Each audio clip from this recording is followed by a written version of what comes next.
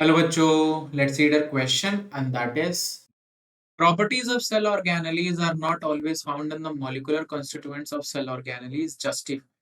हमें यहाँ पे ये पूछा जा रहा है कि जो सेल ऑर्गेनेलीज की प्रॉपर्टीज होती हैं वो हमेशा उनके मॉलिक्यूलर कॉन्स्टिट्यूएंट्स में नहीं मिलती हैं और ऐसा क्यों।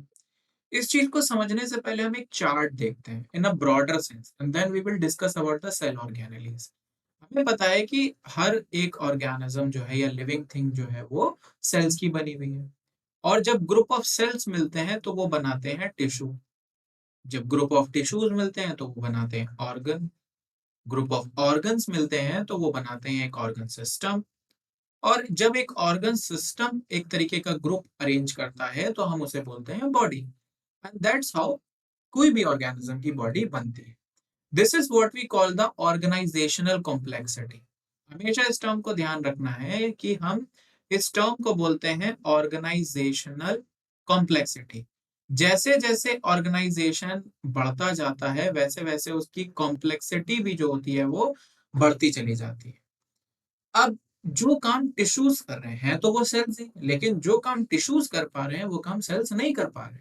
Cells can not form the skin by itself. Epithelial cells जो है वो सेल से नहीं बन रहे, वो टिश्यू से बन रहे हैं। जब ये सेल्स मिलकर टिश्यू बना रहे हैं, अभी हम कहें कि टिश्यू का फंक्शन क्या सेल परफॉर्म कर रहा है? नहीं, नॉट पॉसिबल। अगर आप उस सेल को सेपरेटली लेके स्टडी करेंगे तो आपको वो फंक्शन नहीं मिलेगा जो टिश्यू में मिल रहा है। सेम चीज, टिश्यू मिलकर ऑर्गन बना रहे हैं, लेकिन जो फंक्शन ऑर्गन कर पा रहा है क्या वो टिश्यूज कर पा रहे हैं? नहीं। Even though you can take those tissues but वो फंक्शन नहीं मिलेगा। आप वो स्टडी कर सकते हैं कि ठीक है आपने एक ऑर्गन का एक टिश्यू लिया या सेल लिया and then you will see कि उसके अंदर क्या क्या चीजें प्रेजेंट है, बट कैन यू से कि क्या वो एक ऑर्गन का फंक्शन करेगा? नहीं कर सकता। That is why I am using the term organisational complexity. और सेम चीज सेल ऑर्गेनेलीज के साथ भी होती है, क्योंकि सेल ऑर्गेनेली तो एक सेल में प्रेजेंट है तो वो हमारे टिश्यूज में भी कंसीडर किया जाएगा और हमारे ऑर्गन्स में भी कंसीडर किया जाएगा। तो उसकी कॉम्प्लेक्सिटी भी जो है हर स्टेज पे क्या हो रही है? बढ़ती जा रही है। It will become more and more complex, more and more complex. यानी उसका जो फंक्शन है बेसिकली वो कैसा होता चला जा रहा है? वो कॉम्प्लेक्स होता चला जा रहा है।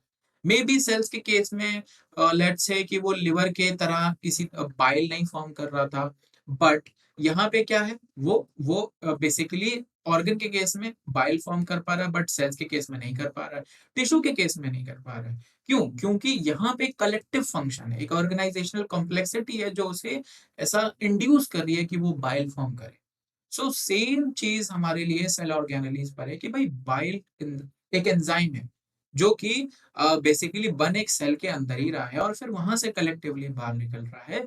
बट अगेन, अगर हम उस सेल को निकाल कर बाहर उसकी स्टडी करना स्टार्ट कर दे तो क्या हमें बाइल मिलने लगेगा? No, we can not say that. We can see कि किन वजहों से मिल रहा है, बट हम वहां से बाइल जनरेट नहीं करेंगे क्योंकि बाइल एक ऑर्गेनाइजेशनल फंक्शनल है, एक ऑर्गन का फंक्शन है। कलेक्टिवली वो सारे सेल्स मिलकर बाइल प्रोड्यूस करते हैं। So may be there are some certain elements जो कि एक सेल से मिस होते हैं तो वो दूसरा सेल कॉम्पनसेट करता है। And that is why we say that cell organelles की जो प्रॉपर्टीज हैं वो उनके मॉलिक्यूलर कॉन्स्टिट्यूएंट से डिफर करती है, क्योंकि हमारा जो ऑर्गेनाइजेशनल वो है बेसिस है वो ही ऐसा है, वो ही इतना कॉम्प्लेक्स है जिसकी वजह से सेल ऑर्गेनेलीज का भी जो फंक्शन होता है उसी के बेसिस पर कॉम्प्लेक्स होता जाता है। और इसीलिए वो हमेशा अपने मॉलिक्यूलर कॉन्स्टिट्यूएंट के जैसा नहीं दिखते हैं या हम उनको ऐसा कंपेयर नहीं कर पाते। I hope this will help you. Thank you.